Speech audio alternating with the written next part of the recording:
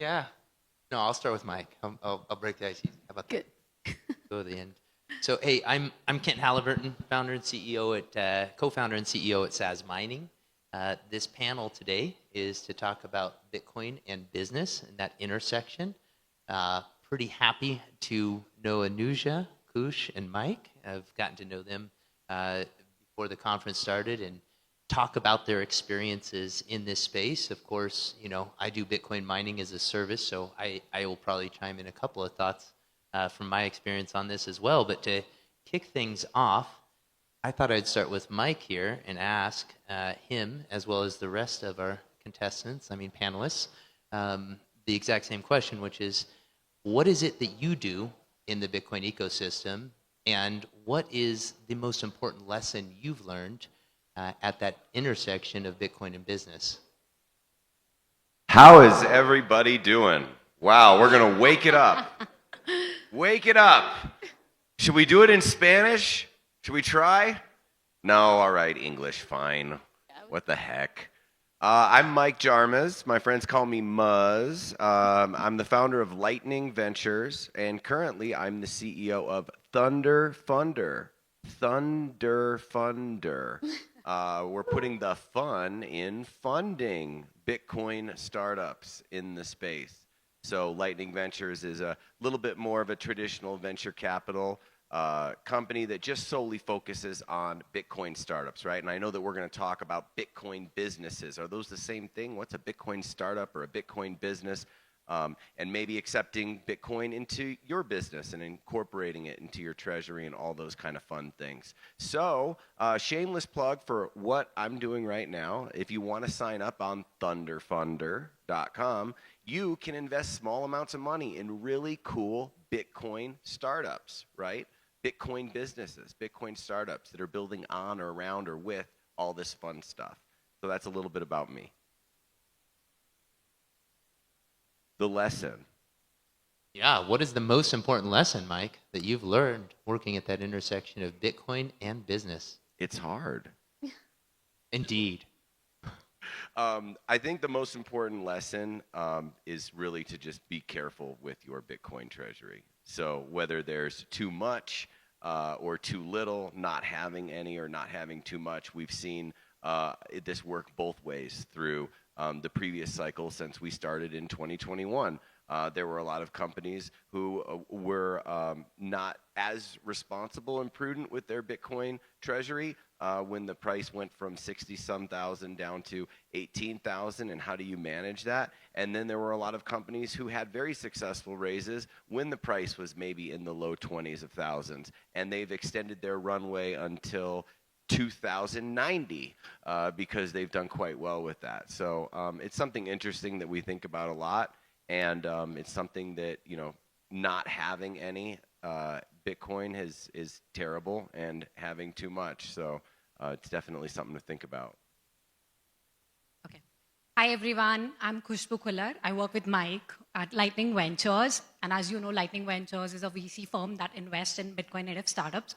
So coming to the lesson that I have learned, being in a VC space, I think when I talk to founders, I feel the problem solution fit is the most important thing that needs to be, taken care of. It's a very basic thing, but there's a very famous quote by Albert Einstein which says, if given 1 hour to save the planet, I would, spend 59 minutes in defining the problem and just 1 minute in resolving it.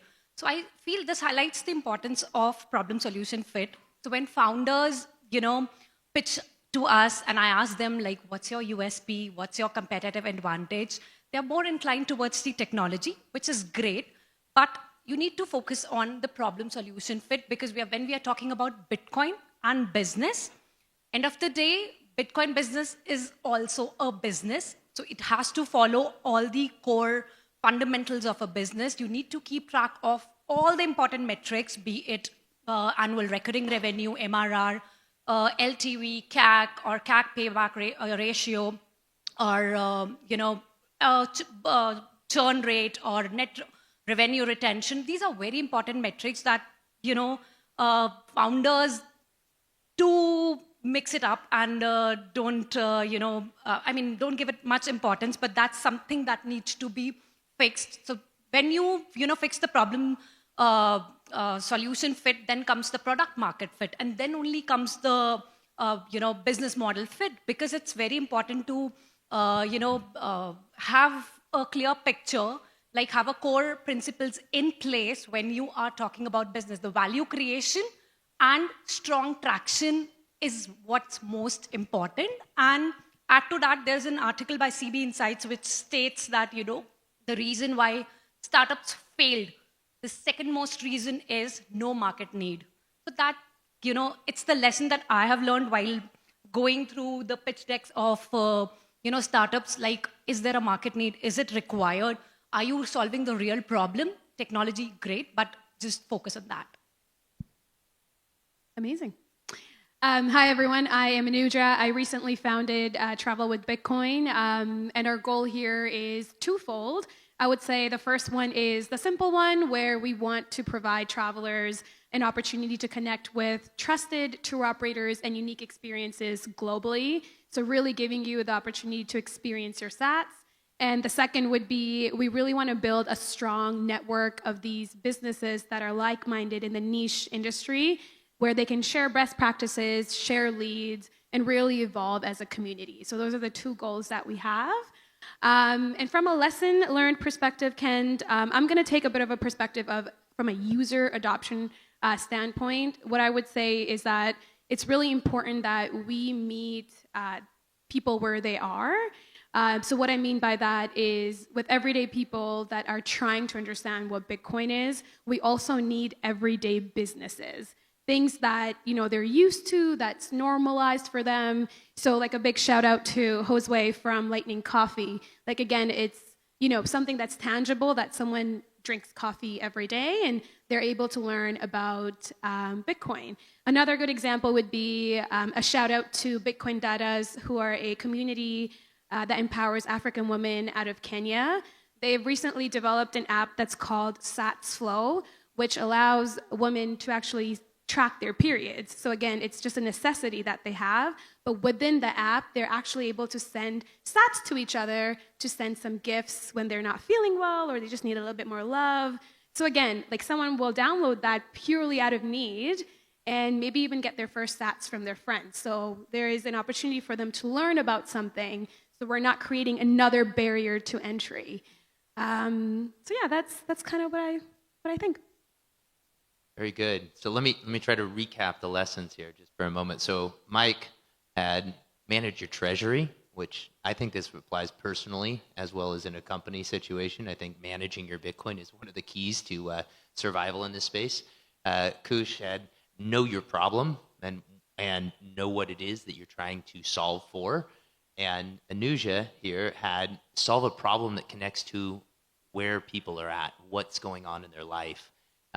And I would say, just to add to this, we do mining as a service, and we have clearly focused on all of these areas to meet people where they're at, which is trying to acquire Bitcoin at a discount through a dollar cost average process, which is the equivalent of mining.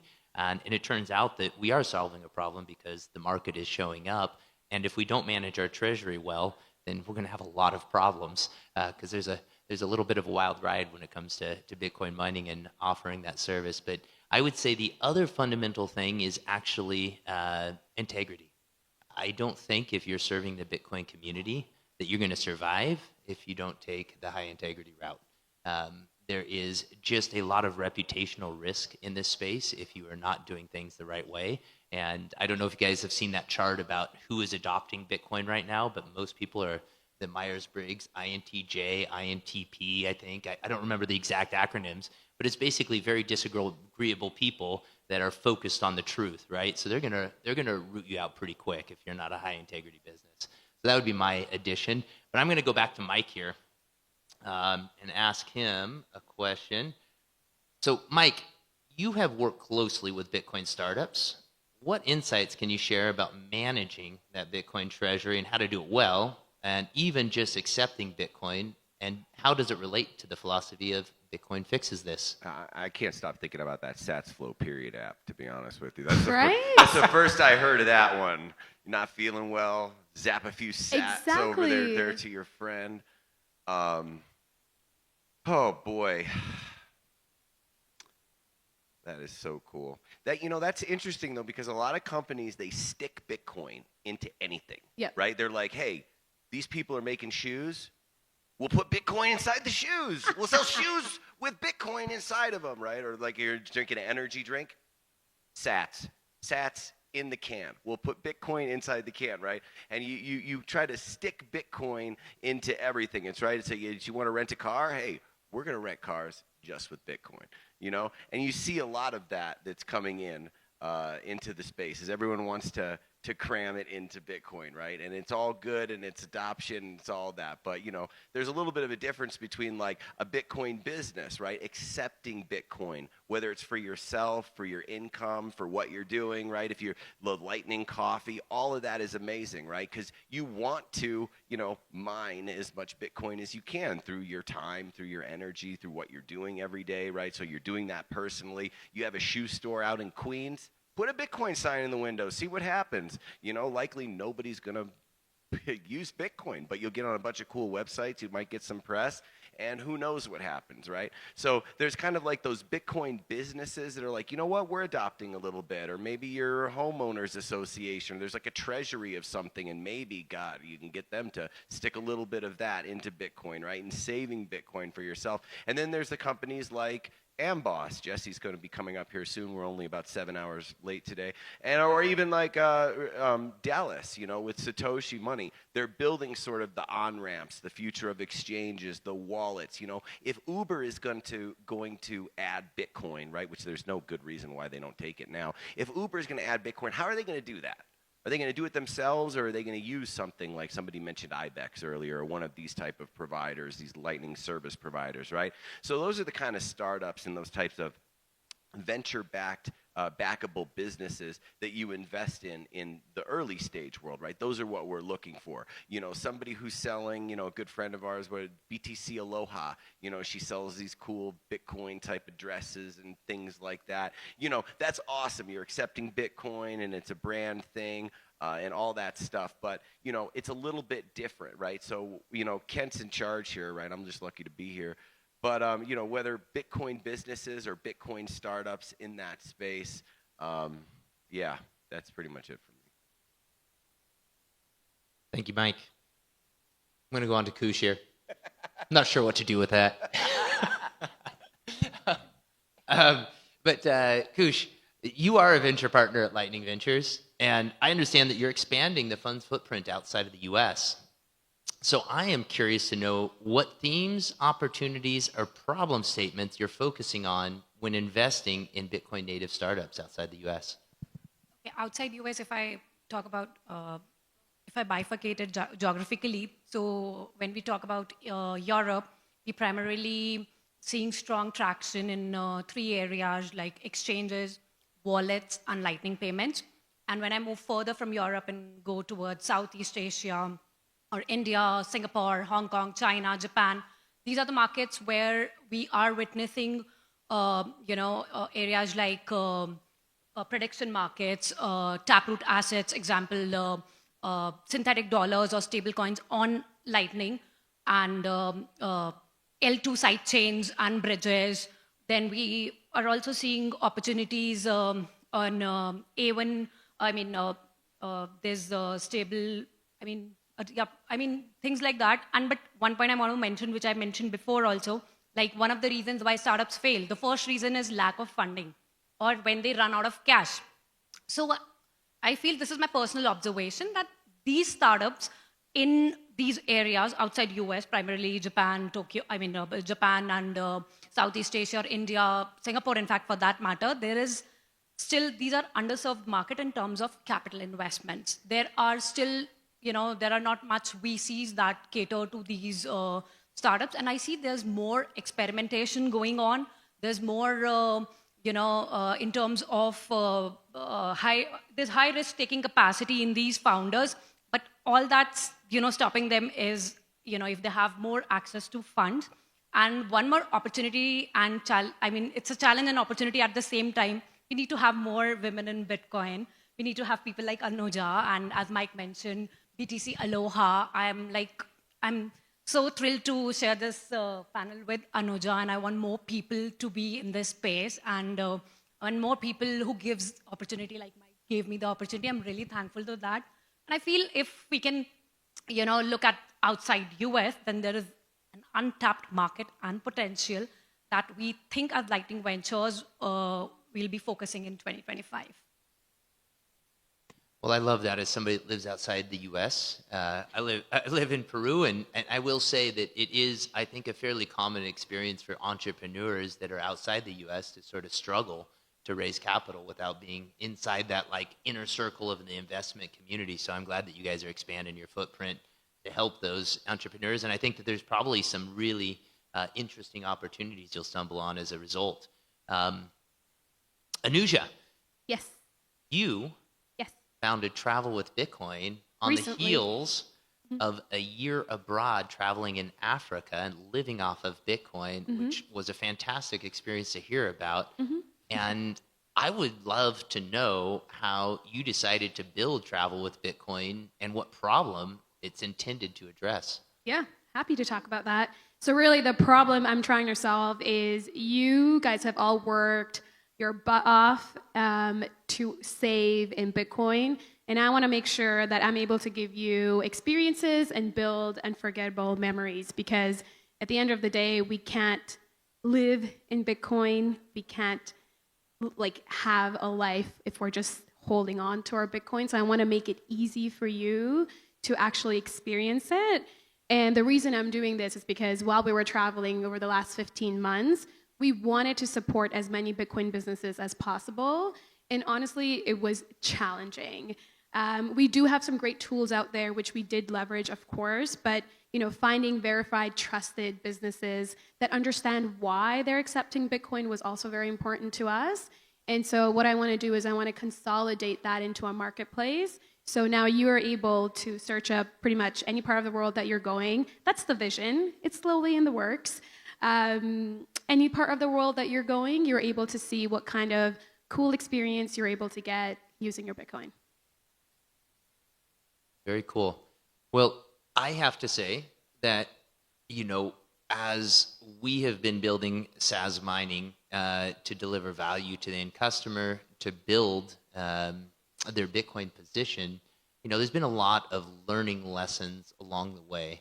And I am curious to know, as you guys have been building each of your businesses, what you've learned that's been helpful to meet the market where it's at.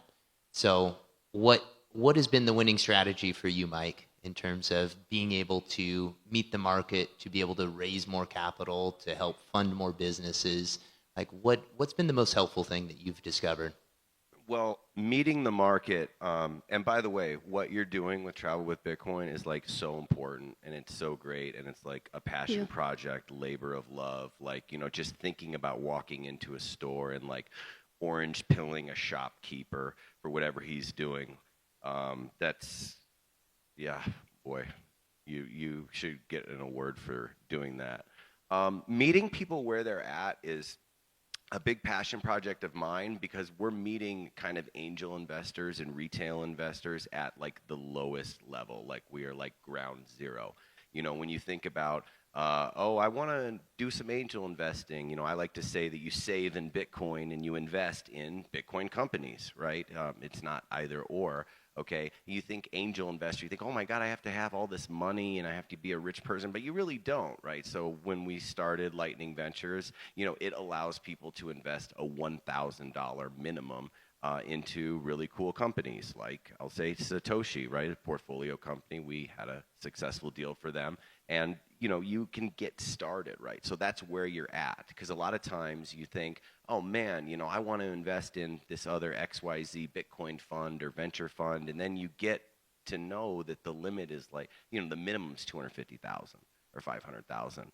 Plus you got to check a whole bunch of boxes, right? And most people can't qualify for that. So it's a big part of meeting people. I remember when I started angel investing, the numbers can all go up. The NGU technology for investing in your own money always goes up, right? Instead of somebody coming in and putting 25, 50,000 or all your money into very few deals, why don't you invest a small amount? Why don't you invest a little bit in a few deals and read the updates and see how you can be impactful, like do that, right? So we're meeting people at ground zero there, right? And on the other side of that, yeah, we do later stage deals, or maybe a company like Strike or something that's like later stage, okay? Those are those as well. But oftentimes we're dealing with early stage companies like maybe Sazmining, right? If you were in one of our groups and you wanted to invest a small amount and you like Kent and his hair and his business and everything else that he's doing, okay, you could do that on our platform, right? So we're kind of meeting the early stage of where the startup is at and what we can do there, as well as the investor. And just real quickly, like part of the big vision with launching Thunder Funder is we actually get to expand that a little bit more, okay, by bringing the amounts down a little bit. And the hurdle of being, what they call an accredited investor or qualifying for that virtually is zero. Okay, so then kind of anyone can get started in this equity crowdfunding. So that's really how we're meeting investors and businesses. Yeah, that's cool, Mike. I have to add on just one lesson that I've learned in the last couple of years running Sazmining. It wasn't obvious at first, but we've really leaned in and realized that when you lean into the Bitcoin community and other Bitcoin companies, then they lean back into you. And I think why this is so important and critical to understand is if you're running a Bitcoin business, that this marketplace, the Bitcoin community, is growing at about 40% per annum. At least that's what the data shows, right? So there's an exponentially growing community. And I don't think that you have to cater towards traditional fiat-based thinking in terms of who your customers are. And for us, especially, as we've leaned more into the Bitcoin community to acquire more Bitcoin customers, we find them to be better customers, and it's a lot because of the time horizon. People that are Bitcoiners tend to think longer term and to be more patient. And so I'm just trying to share that for anybody else that's an entrepreneur building a Bitcoin business is even if your total addressable market may seem small today, it's growing, and it's worth leaning into and catering towards that community. So, Kush, I need to bring it back to you, though, because I would love to hear something different, which you shared with me when we had a coffee the other day, which was how you got into being a partner at LTNG Ventures in just the last couple of years. And I found that really interesting. I'd love to know why you decided to join a Bitcoin business. Okay. So credit goes to Mike because he gave me the opportunity on first place, so I'm blessed with... Okay. So back in 2016, I was working with a Bitcoin startup in India, and you know how the regulations and compliance were at that point of time. It's quite stringent still now. But then I joined a bank, and I used to do, inflation forecasting, CPI, consumer price index, and WPI, wholesale price index, and you are just like, keeping track of all these numbers to know what would be the monetary policy, what would the RBI, the Central Bank of India, would go with. So when you are so much into it, then you start realizing, okay, Bitcoin is the hardest money. And that's how and being in Singapore, I was surrounded with the crypto VCs. So I was looking for a VC that invests in Bitcoin native startups. That was one of the main reasons. And I think that's also a challenge in general because there are just a handful of Bitcoin native VCs. Maybe when we show them value creation and more traction, there'll be more VCs. I had a word with Jeff, and I was like, Jeff, what do you see, the situation? When is it going to change? And he said, when there'll be more traction, there'll be more, historical data or a data where, people can look up to, then you will you will see people coming to this side of the picture. So I'm hopeful that will happen soon. So that's my journey. Well, I'm here for it. So I'm going to wrap up the last question here to Anuja. So also, while we were all having a coffee, you told an amazing story about a juice outfit in Africa. Oh, yeah. And it would specifically want you to share with the audience how you played with the incentives to help drive Bitcoin adoption in that local community, because that was the really cool part about that story to me. Yeah, this is an exciting story. So for those of you, again, that don't know, I don't want to repeat myself, but my husband and I spent about 15 months in Africa traveling pretty much from Egypt all the way down to Cape Town. But we did stay in Kampala, Uganda for a couple of weeks. And one of the things that we realized is that they actually have some of the sweetest fruits. Like their pineapples pretty much all year round, super sweet. But what we found was a lot of the fresh juice that was served had a lot of preservatives. Like it was sugary, which, is not good for you. It's not nutritious. And so we were wondering why that was the case. And we do have two friends in Kampala, also in the Bitcoin space. So shout out to Brendan and Afan. So we all came up with an idea of, okay, well, we're seeing that there is a problem in the community. So why don't we open up our new our juice shop? And that is exactly what we did. So we have a juice shop in Kampala. It's called Juicy B. You all know what the B stands for. And we opened it right by a university, which is actually the largest university in East Africa, which is in Kampala. So we're surrounded by a lot of the youngins, the young generation. And in order for people to understand what we do, we didn't want to push Bitcoin too much. I think someone in the panel spoke about this earlier. We really wanted to pull them towards it. We wanted to make them curious about it, which is why if they come to the store, there will be like little signs about Bitcoin, so it gets their curiosity going. But we found that no one's going to pay us in Bitcoin because nobody has Bitcoin. So how do we solve this problem? And I cannot take credit for this because that was definitely Santosh's idea. So kudos to him. And he came up with the idea of a loyalty program. So when you buy 5 juices, your little card that you get like stamps on when you go to a juice shop or ice cream store, that's what they pretty much get. But once they buy 5 juices, they get 2,000 shillings, which is the fiat, the currency there, back, but in Bitcoin. So that gives us an opportunity to help them understand what Bitcoin is. We help them download a wallet. We walk them through it. They see how quickly they're getting the funds, and they're like always amazed by it. So now it's up to them if they want to save that or if they want to come back and use it at the juice shop. And so we've been open for about a year now. So we went from 0% of our payments in Bitcoin to 20% in Bitcoin.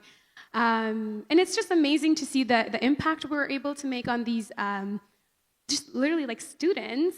And we also have an employee that takes 50% of their payment in Bitcoin. He wants 100% right now, so we're trying to figure that out. But it's just really nice to see that how accepting they are about it.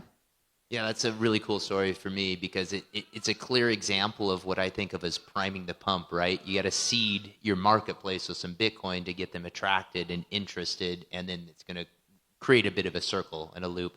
So anyway, I'm getting the time out there, so we're right at the half-hour mark. Thank you all so much. I hope you learned a few things about the intersection of Bitcoin and business, and thank you.